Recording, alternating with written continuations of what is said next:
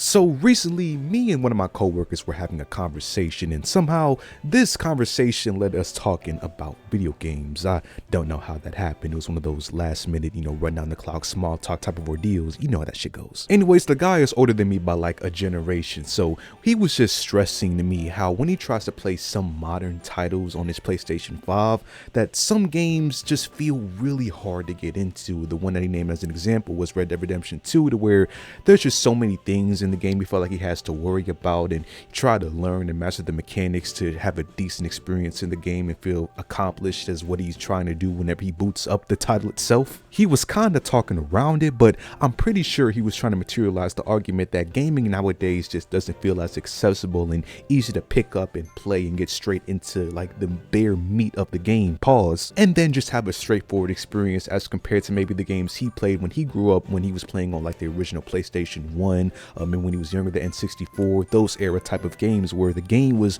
literally right there out of the package. And I mean, I definitely respect his outlook, because honestly, it is to each is his own, because I'm always going to preach about how there's a game out there for everyone, no matter who you are. You'd have to look for it, no matter if it's an older or a newer title. So I definitely didn't judge what he said.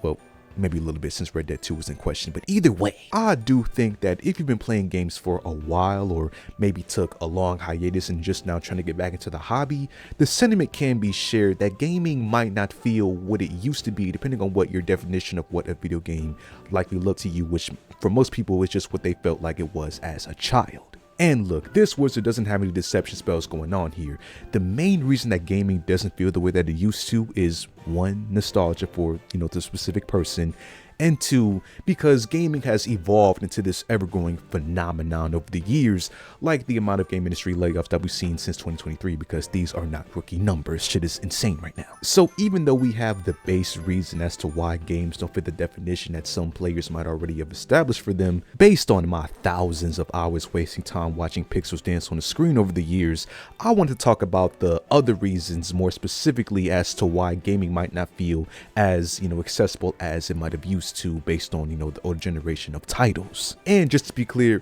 this is coming from a person that does enjoy modern titles and plays them constantly more than they do retro games at this point in my life. But I just think that there's an objective way to look at how games have changed over the years, and just how they might not evoke the same feeling that they used to when you once originally enjoyed the medium.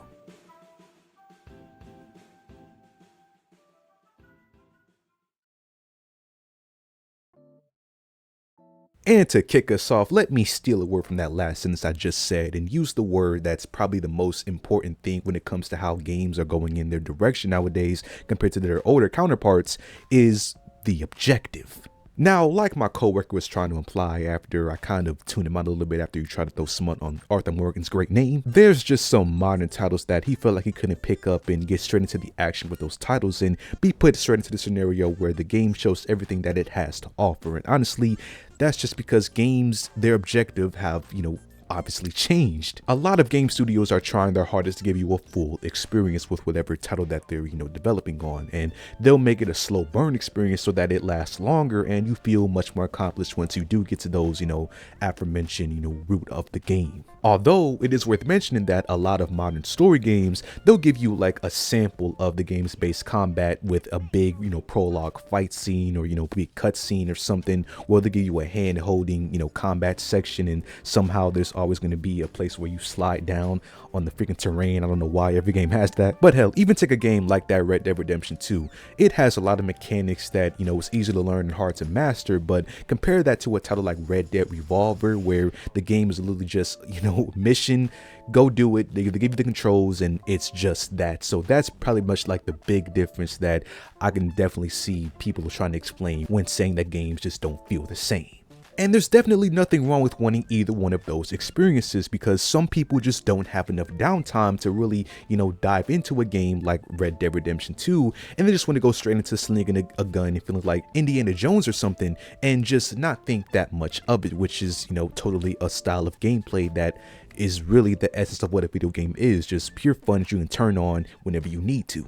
You could even take a game franchise that basically shifted its whole genre almost with a title like Zelda, which started off as a 2D adventure type of game and eventually by 2017 morphed into this whole 3D open world adventure that kept the essence of what a Zelda game was, just in a way new, innovative format. A format that was loved and won many awards upon its first release, but many die-hard core Zelda fans, they still to this day don't regard these mainline Zelda games as actual, Zelda titles, confusing as story aside. And with games like the new Zelda or Red Dead 2, a lot of these titles, I would say once you really get into them, even at like the beginning stages, it takes a while for you to reach that, it moment where you feel like, this is the game, this is what, I paid this price tag for. And some people just don't want to get to that. They want to have the meat of the game right there in front of them, like how they would like playing some sort of,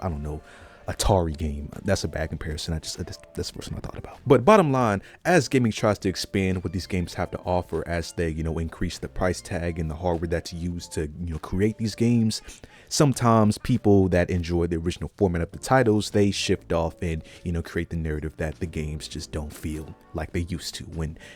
they just might not.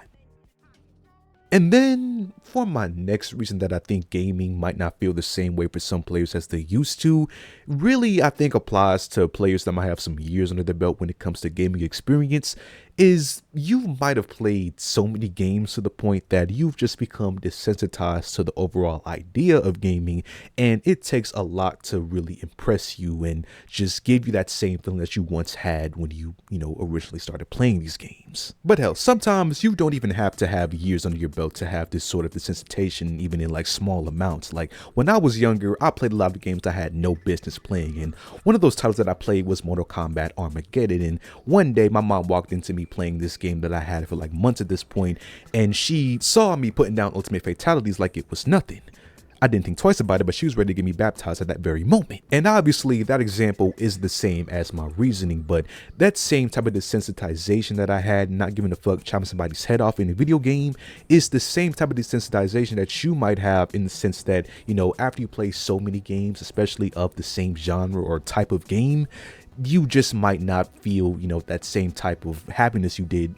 playing them nowadays. And obviously, every video game genre has room for improvement and room for innovation that will create more great video games of that same, type of game in the future. But if you're someone that only sticks to what they know, for, their entire gaming life and might not stop to smell the roses of a game like Astrobot and only playing, Mario Odyssey for the 300th time, it's only inevitable that you might start thinking that games aren't giving you that same feeling anymore. But I will say that part of the blame does go to how the game industry is being ran nowadays, since we just have so many cases of Control-C, Control-V games that are just copy and pasted all the time, since big publishers are trying to protect their investments and put out the most safe games as possible. So even if you are trying to genre hop and find new worthwhile games, you might see that some games, even in their capacity, might feel like something you played before, or even in like a worse state than the original game you played before. But not broadening your horizons and trying to find new games in your whole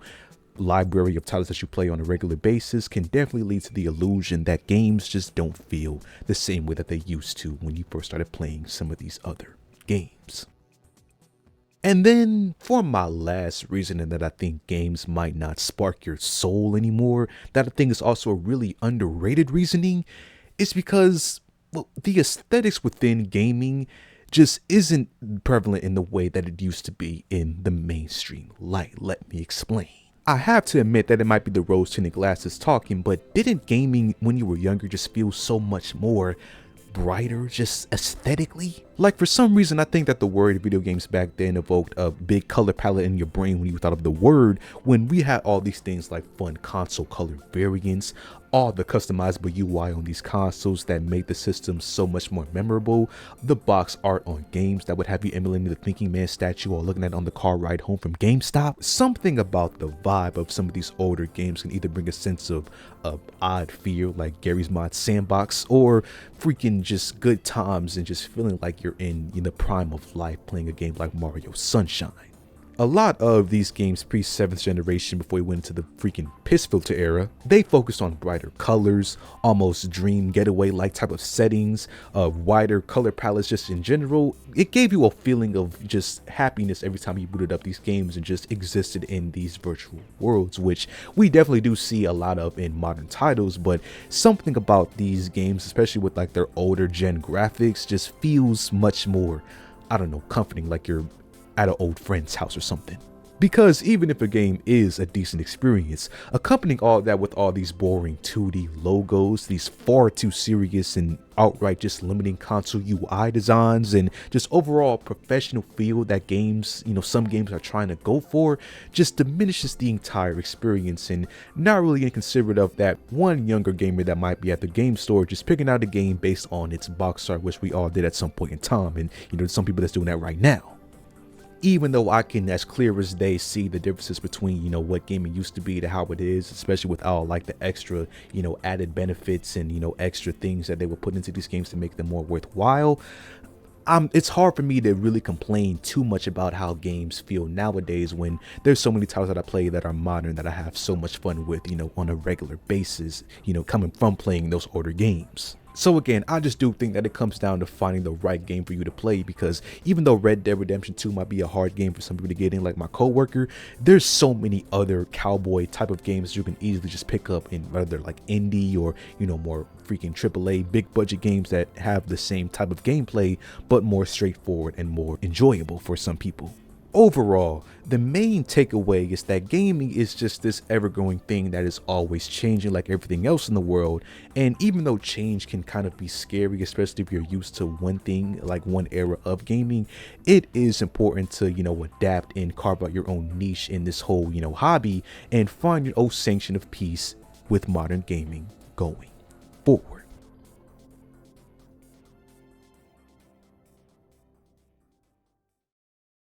And that's all that I got for today, man. If you enjoyed, leave a like a video, subscribe, and I'll see you guys in the next video.